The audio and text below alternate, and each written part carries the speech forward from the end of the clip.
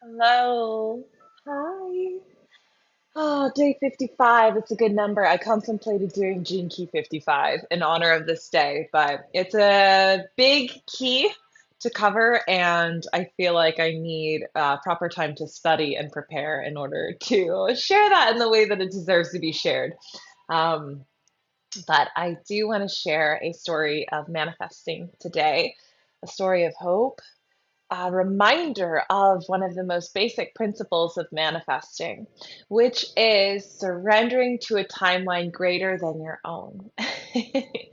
And this is laughable because sometimes we think we know best. And by sometimes, I mean all the time. We always think we know best. We have a funny way of playing God as humans. And it's interesting, actually, because in many ways we are encouraged to know that we are God. We are life creating itself through so many ways. But what's interesting is to recognize that there is a divine order in all things, similar to nature. What makes the leaves fall? Could we say it's the drop in temperature? It starts to get a little chillier. But what makes the roots grow aside from the nutrients? What codes the seed to become the oak tree, the acorn, to become the oak tree? What is that? What is that divine order, that divine timing? It's so interesting. So, this is one of the most basic principles of manifesting, and I'm going to share a story, a real time story. This is probably going to be one of my last Phoenix Diaries, aside from when I'm traveling, and I'll be grateful for this laptop when I'm traveling. But last Phoenix Diaries filmed on this, most likely for a while. So, I was able to upgrade to a new computer. I'll be using it for tomorrow's Phoenix Diaries. And I know that I spoke about this probably about 3 weeks ago. I talked about upgrading the Phoenix Diaries and getting a new computer and a new frequency. The laptop that I currently use was a beautiful gift that I'm very grateful for, but has the frequency of an old job that I used to work for. This was a computer that I had used to do some of those sales and marketing for that company, and the computer was a gift from an old boss. And so I don't think about that often, but it is true. And sometimes I wonder how it would feel to be using a computer that was mine, that I purchased. And I know I felt that way when I upgraded my car. Instead of buying used cars, I finally got a new car with, I think it had 4 miles on it or 2 miles on it or something like that. And I was like, yeah. Instead of like, 100,000 miles on it, which is fine. Like I'm being nitpicky as I should be. You should be selective with your manifesting and figure out your preferences and don't be ashamed to say you prefer a new car or a new couch. I know a lot of people that are like, I would never buy a used couch or used furniture. They like new. They like to know that they were the only humans sitting and eating and living on that thing.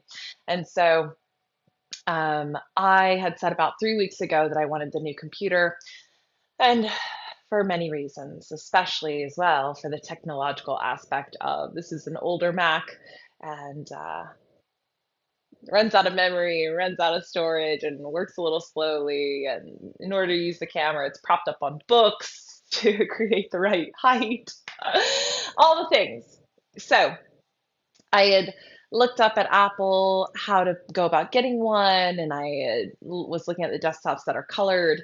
And I picked my favorite color and I made a call and I was going to put in an order. And they were telling me it wasn't available and it was going to be delayed. And I was going to go up to Raleigh and pick it up from the store. And then that trip ended up falling apart for other reasons.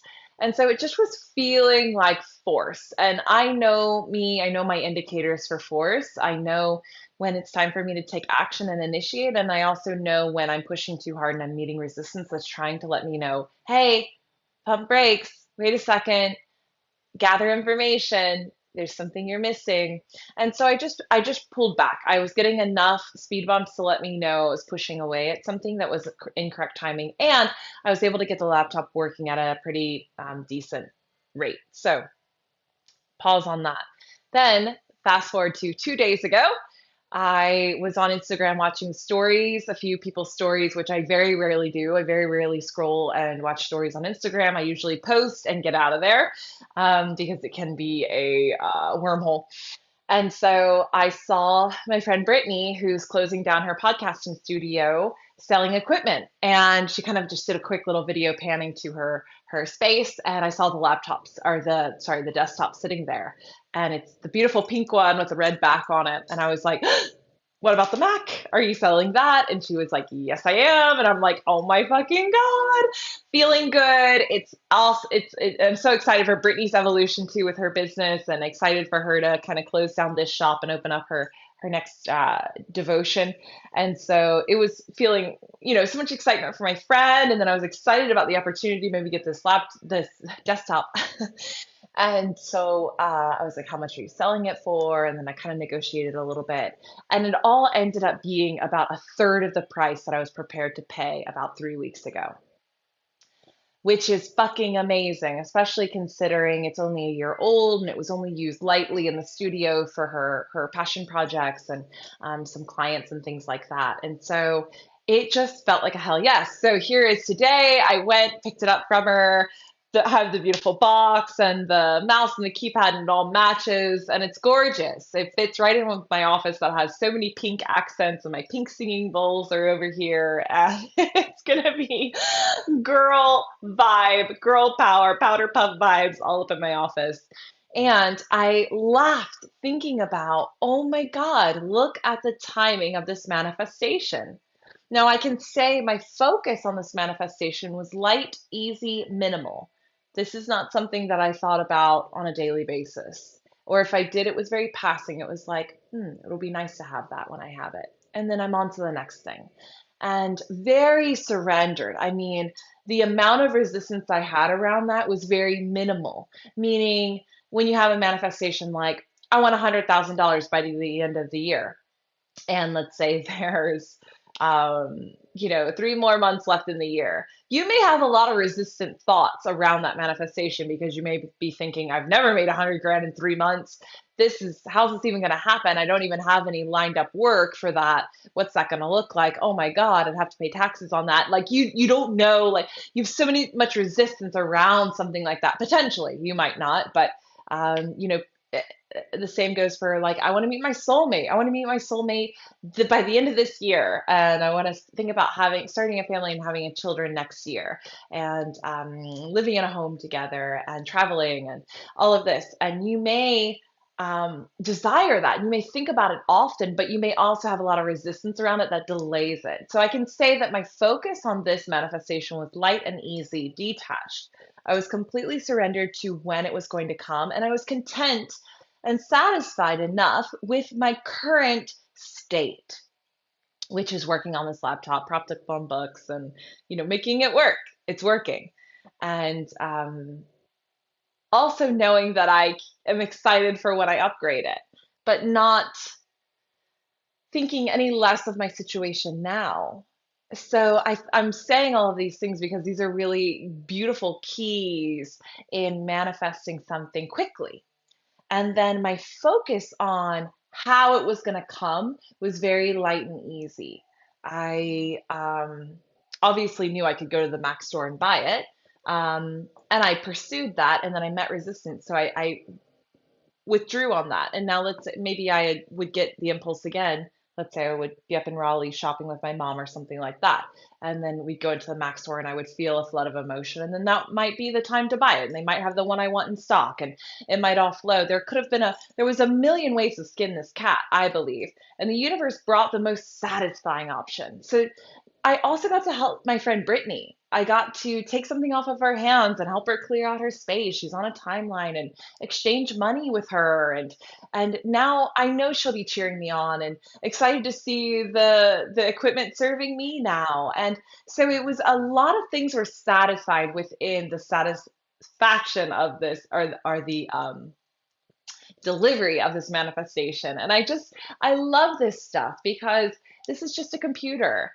But what about your lover? What about your house? What about your car? What about the money? What about, you know, um, your husband, your children, like the things that you're wanting to call in? This light, easy focus applies to all of that, no matter how big or small. And in fact, I would encourage you to see the things that are big as smaller. I want you to start to see them with a lighter focus, like the way I do with this computer. I'm happy with where I'm at. So if you're single right now, be happy with that. Delight in that. Find the beauty in that. And also hold the intention of how great it will feel when you have this thing. You don't have to fixate on it. You don't have to hunt for it. You definitely don't have to hunt for it. The frequency is emitted. All your job is to have a light, easy, gentle focus on it coming when it's meant to, and to release any stories around why you can't have it. And that is your work. So this is a really cool, fun story on manifesting. You guys know I love to speak about abundance and manifesting, and I'm excited to get this thing. I keep looking at it because it's right there behind the computer. I'm so excited to get it set up and be using it tomorrow on the next Phoenix Diaries. I love you all. I hope this inspires you.